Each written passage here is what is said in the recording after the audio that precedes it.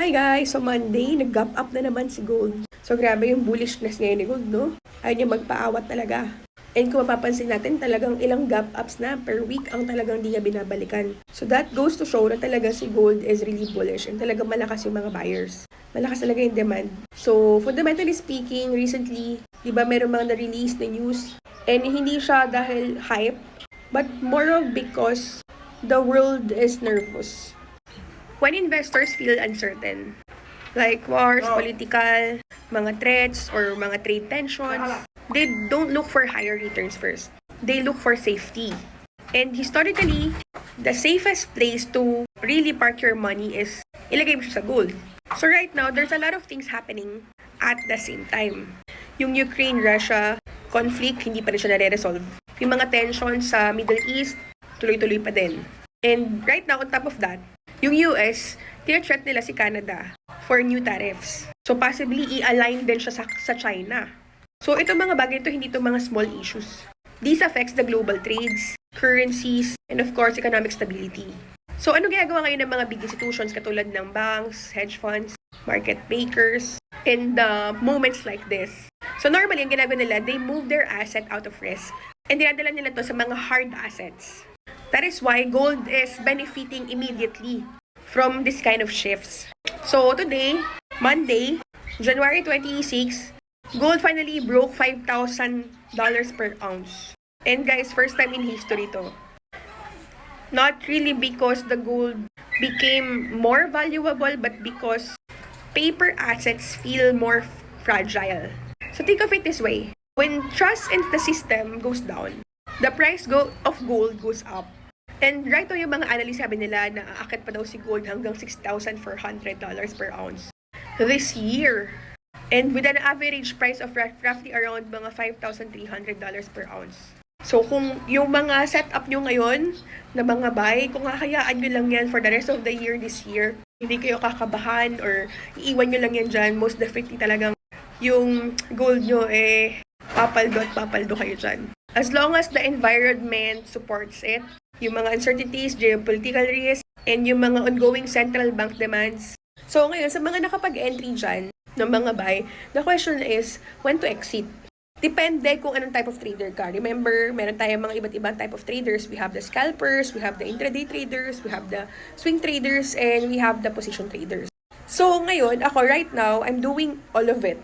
Pero medyo madalang na sa scalping, more on intraday, swing, and position. So meron akong iba't ibang accounts for these types of trading kasi meron akong mga account na ginagamit ko for position trade. Like, inabot na yun ng mga 4 months na. Yeah, 4 months. Iniwan ko yung from September. And up until now, running pa rin yun with small lots. I also have intraday accounts wherein ginagamit ko naman yun for my daily analysis. And ang goal ko lang doon is kumita ng mga at least mga $500 to $2,000 per day. So, i-close ko rin yung trade na yun within the day. And then, I also have swing trades. More on yun naman. Tumatagal ng mga isang buwan. 3 linggo hanggang isang buwan. So, right now, mas marami akong mga trades sa position ko dahil nga dito sa mga nangyayari fundamentally, which is yung mga issues natin with geopolitical. That is why, medyo mas comfortable ako mag-trade ng mga positions ko. Kasi alam ko, for the rest of the year, this 2026, it's gonna be more chaotic. Most especially, yan, magkakaroon pa ng retirement si Jerome Powell. So, talagang affected ang interest rates and sobrang uncertain talaga. That is why I believe na si gold would really go up. Possibly tama yung mga analysts na umabot pa hanggang 6,300. So right now kasi wala akong laptop, kaya hindi ko ma-explain sa inyo, technical. More on fundamental muna tayo. Pero later, siguro pag nakauwi ako or tomorrow, explain ko sa inyo yung technical setups natin. Pero right now, mas importante pa rin talaga yung fundamentals na naintindihan nyo yung mga news. Bakit sobrang bullish ni gold? And bakit wag kayo mag-sell na yun? Huwag kayo magpo-position ng sell. Kasi meron akong mga iba na nakikita na nagsisell position pa rin kahit na sobrang bullish ni gold. Kasi nakikita nila na overbought na. Una sa resistance na. And sometimes nagpapakita pa yan ng mga ng mga candlesticks na bearish engulfing. Makakita pa kayo dyan ng mga dojis na magbibigay sa inyo ng mga signs na possible reversal na. Yes, makakita kayo ng ganun during correction. Kasi yung market, magko-correct yan. Hindi yan tuloy-tuloy na puro pataas. Magkakaroon yan ng correction, pero hindi pa rin talaga safe na mag-trade kayo ng sell. Dahil nga, all-time high ngayon si gold. So, delikado mag-sell ngayon. Huwag kayong mag-counter trend ng mga trades kasi malaki yung chance na masunugan lang kayo. Better yet, ang gawin nyo is, okay, antayin nyo na magkaroon nga ng mga candlesticks na bearish or magkaroon kayo ng mga patterns na makikita nyo na magkakaroon siya ng pullback or correction pero not reversal. So, pag nagkaroon ng pullback at correction, nakita nyo na nag-bounce siya dun sa first layer ng support, tsaka kayo mag-buy. Doon kayo magbabuy. Pero make sure nyo na nag-bounce siya. When you say nag-bounce, tumalon siya, tumalbog. Kasi sometimes, ang gagawin nyo, babagsak siyang ganun, wala pang signs na talagang tumatalbog siya, bumabagsak pa siya. So, parang sinalo nyo yung mga sellers, tawag doon, do not catch the falling knife. Kasi masasaktan ka lang, masasaksak ka lang. So, antayin yung mag-bounce siya and makakita kayo na bullish confirmation na pwede na kayo pumasok ng buy. So, ayun na naman guys, kaya nandito pa ako sa Zambales. Pero pauwi na rin ako ng Manila. Recently, hindi ako masyado nakakapag-trade dahil nga sobrang busy. Nag-outreach program tayo nung Friday. So, nung Friday, wala ako naging trade. Pero yun nga, marami kasi tayong nakaiwan na swing trade. Yun yung kinaganda yun na nag-swing trade kayo na hindi ka masyadong anxious sa mga trades mo na kahit maiwan mo yan dahil busy ka. As long as you have your setups, alam mo na meron ka dyang running profit na alam mo hindi masusunog agad-agad, diba? So, ayun lang naman guys, and good luck sa mga trades nyo for the week, and hopefully makapag-vlog tayo tomorrow about our technical setups naman. So, mag-screen record lang tayo ngayon ng, account natin. So, sa MT5, meron tayong entries dito. Ayan, kung mapapansin nyo, ito yung mga naging entries natin dyan. That's why meron tayong floating ngayon na 42,000. Equity natin is 75,000. Target ko dito is mag 100,000 to.